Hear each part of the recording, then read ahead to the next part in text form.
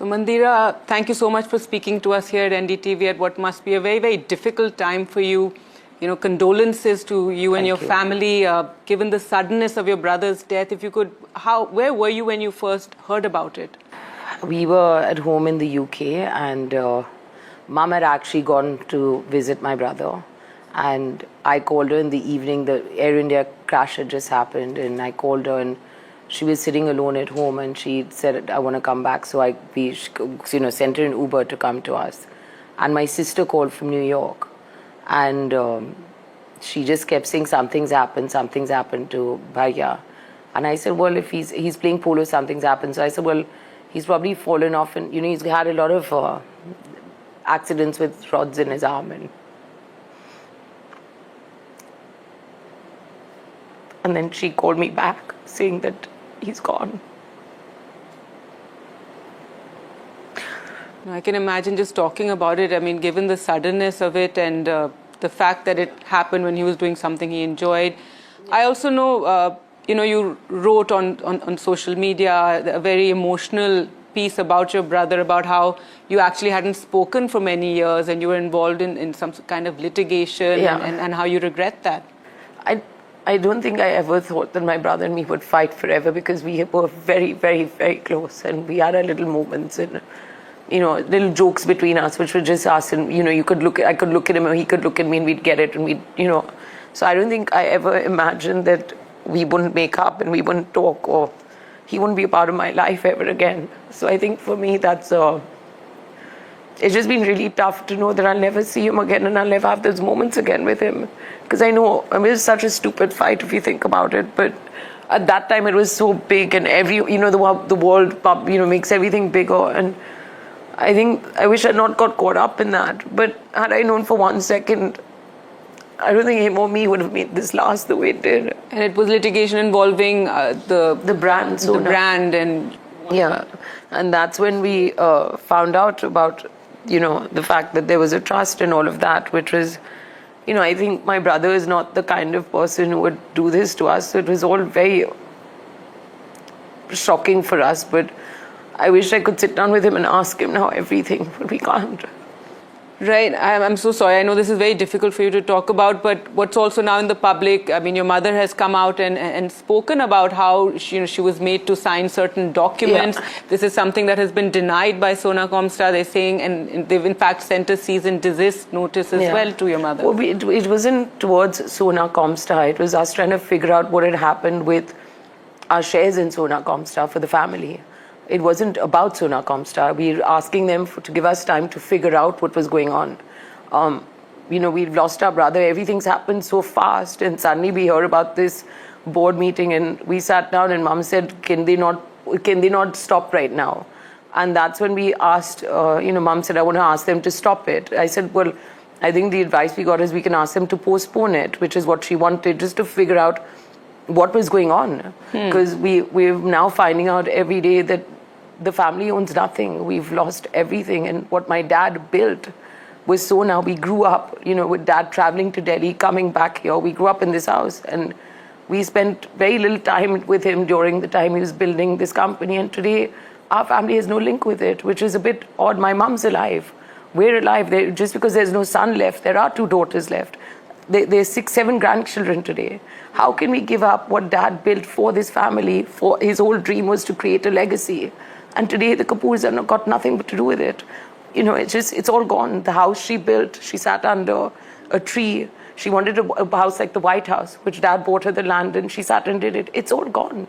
How do you tell your mother, who's 80, who's lost not only a husband but a son as well, that you have nothing today? How do I, as a daughter, when she wakes up and asks me, how has this happened, what do I say to her? I don't know. Well, I have heard from the other side that your sister-in-law Priya Kapur has been asking your mother to return to Delhi and asking her to come back. Her grandson is also there. Firstly, I don't know why there's another side. We should all be on the same side. We've all had a loss. So the fact that there's another side is shattering. That was just my phrasing. No, I know. But I know a lot of people are phrasing it that way. I think the fact is we should have been a family, and that's a sad bit. I don't think Mum's I think right now it's very tough for mum even to go to that house. She's got first attached memories with dad, which was, one thing that she got through. Now to go back and there's no brother there. It's very hard for her to walk into that house. She's not emotionally ready to face that she's lost her son. We're going to support her till she is. And I think right now she's still going through processing what is happening, processing the losses. It's taken us back to even dad's loss, because out of a family of 5, there are 3 girls left now. We don't have any men. So it's a lot for us to take in. And I think she emotionally, she needs to be at that space to be ready to go into a house which she now lived with her son, who's not there anymore. It's not anything personal against anyone. It's getting mum to a point of, strength to be able to deal with the fact that, we're dealing with a lot. We've lost everything right now. Mum's lost her entire world. We still I have a husband, I have my kids. She's lost her only son. She lost her husband. She's lost everything her husband built. And he built for her. She has nothing today. Coming back to, the manner of Sunjay's death, your mother did write to the authorities in the UK asking for more details regarding it. And, the letter did create quite a flurry, the way it suggested that there was not everything, that was not all out in the open, the manner in which she died. How do you tell a mother that her 53-year-old, very fit son died of a bee sting? And that's all we've heard. We don't know anything else. We were told he swallowed a bee and got stung. Mom saying, when you're riding, you have your helmet on. How is he swallowed a bee? How is he? We're not getting answers to anything. We're asking non-stop. No one is answering our questions. So we decided if we're not going to, as a mother, she has a right to know what happened to her son. And by UK law, she has a right. So it's as simple as reaching out. If no one's answering us, we've got to reach out to someone to get an answer for my mother, for us, to know what happened to this healthy person. How has a bee gone into his mouth, and how has he died of a bee sting? The post-mortem report doesn't, mention the bee now. In fact, it's all denied now that there was even a bee. It was a cardiac arrest that happened while he was playing polo, and the post-mortem report is with NDTV. Well, we didn't get the post-mortem report. I got it through the media. So how can a bee now turn into a cardiac arrest of a healthy person who, from what I've heard, had her heart checked and didn't have any problems, had 40% of an artery blocked, from what I've heard, unfortunately. I don't know anything. The family doesn't know anything. We don't have anything from anyone. We're going on what we're told. We're going on what the media has sent us. We don't know anything going on. So when you're asking me this question, all I know is my brother died of a bee sting. Now I'm being told a heart attack, but how heart attack? He doesn't have any heart problems. So how is he gone?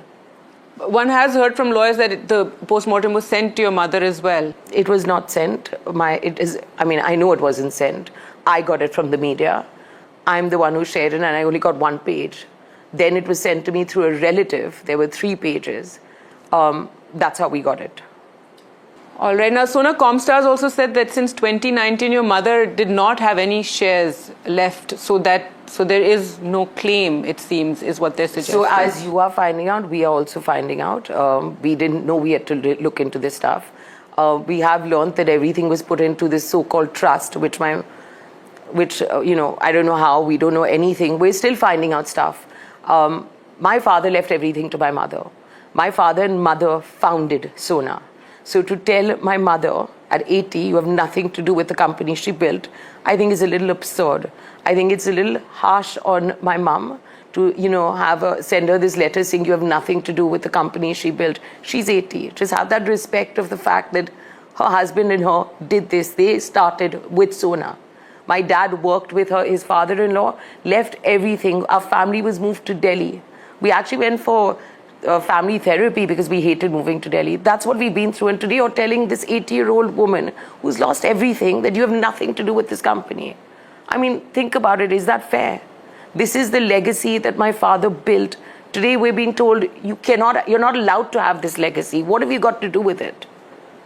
It's absurd. It's also being pointed out that after your father passed away, that Sona was not what it is today, and your brother got into various agreements and built what today is called Sona Comstar, and it's multi-country. It's a massive company. He was a billionaire, and that it was his success and his company that he built after your father? I know it's I'm difficult glad to you've hear asked me this question, because there were no financial problems at Sona. Yes, Germany was in problems, which my dad brought out. He took Germany out of those problems. India was not going through anything. Dad's mandate was very clear that he wanted it professionally run. He wanted a company that would invest and take it to IPO. Blackstone is known for growing companies. My brother, yes, was a part of it, but he was not unfortunately, he did not do what everyone is saying. Yes, he was the face as a family. He was there. And what was he doing? What any son in any Indian family would do is taking dad's vision forward for the family. This was not a personal thing. My dad did not say give one child everything and that's it. My mum had a will to her. According to my mum, Sanjay was doing his duty as a son of taking dad's vision forward for the family. That's it. And I think everyone needs to understand that, yes, my brother was the son. He'd saying was, but this was his duty to his family. And Blackstone came in and did what they do best. They grew the company 3-folds, 5-folds, took it to IPO, did what they do. So I don't understand where everyone else is being cut off. The brand Sona was created by my father. Blackstone came in because of Sona, not because of an individual, because of the brand. And that needs to be understood very clearly. This is meant to be a family legacy. It's meant to go to my kids, to their kids, to Sanjay's kids, to my sister's kids. We're supposed to take this from generation to generation. That was Dad's dream. So why is it being cut off here? On what basis? What would you like to happen? Are you hoping there'll be some kind of mediation? Are you planning to take this legal? Wouldn't it be better for a family to mediate and settle instead of making it a public drama, which everyone's waiting for? But this is not us. This is not how our family's ever been. It's not what we want to do. I think it would be sensible for everyone to sit down together, and honestly, everything needs to go to my mother, which belongs to. You cannot have an 80-year-old woman at her age and stage sitting how she is. I don't think it's fair. I don't think anyone in this world, forget the country, would think any of this is fair. When you start a company or a brand for a family, it stays with the family. When the head of the family is alive, it should be with the head of the family. And I think that needs to be respected. All right. And also, where does Karishma Kapoor stand in this, what is happening right now in terms of, we saw that photograph that Priya had shared of all the children all together, and so where is her position in this? Because she also has 2 children. Listen, she's a mother. She's a very, very good mother. I have to give her that. She's done a very good job of letting the family be one, which is, I commend her on that. I think the kids have been close. They've had a great relationship, and hopefully somehow we can carry that on and let the family be one again, because she's looking out for her kids like any mother would, and that's what she's doing. So is she in touch with you? She's in touch with Priya? Course. I'm sure she's in touch with Priya. The fact is we've all had a good relationship. The kids have been coming to see mum. We're all in touch. This is not meant to be a family feud. It should, we should find a way to make sure that the head of the family should keep her space, really. We're, at the end of the day, we're children. No matter how old we are children. And I think the respect factor needs to stay. So I don't think this is what mum's intention or my sister and my intention is. We just want to have peace of mind. We want to carry on my father's dreams, and we want to respect my brother. And I think it comes down to that.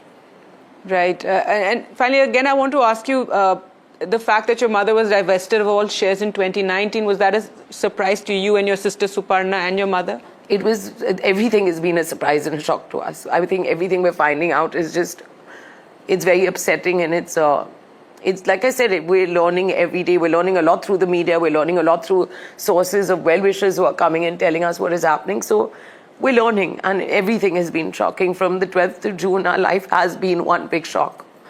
And, it feels like a nightmare which we want to wake up from. So, yeah.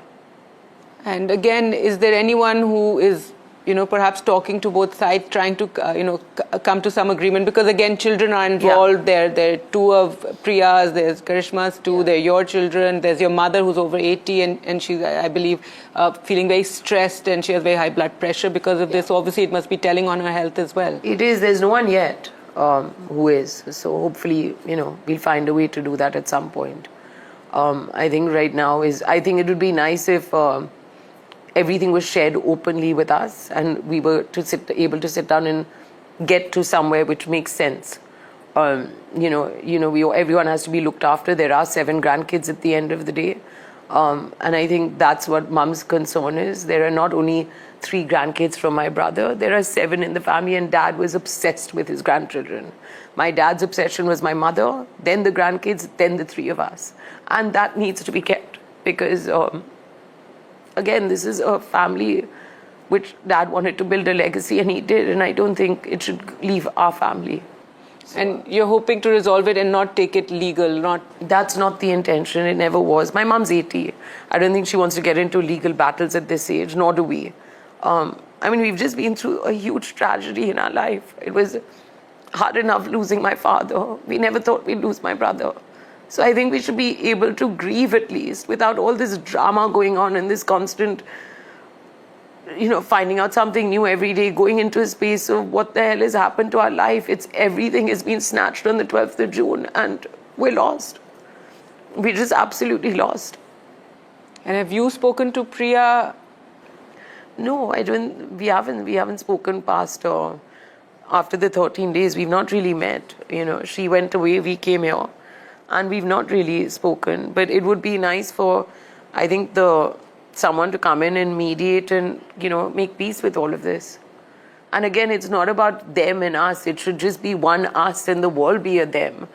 She has been a part of the family. We have Azaris. I think it'll be nice for the family to be kept together, really. I don't think my brother would want it differently. So I think we need to keep respect for, the people who have left us today.